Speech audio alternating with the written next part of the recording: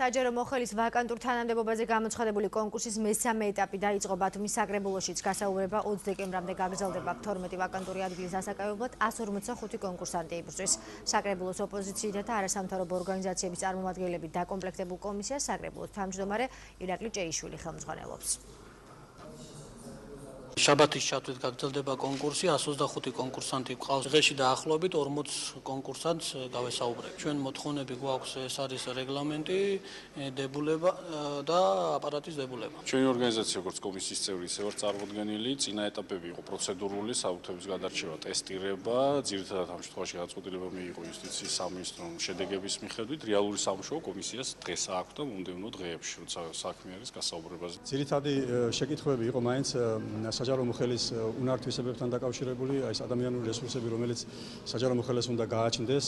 იყო შეკითხვები, რომელიც უკავშირდებოდა საკრებულოს მომავალს, განვითარებას ზოგადად, საკანონმდებლო ურთიერთობებთან დამოკიდებულებას.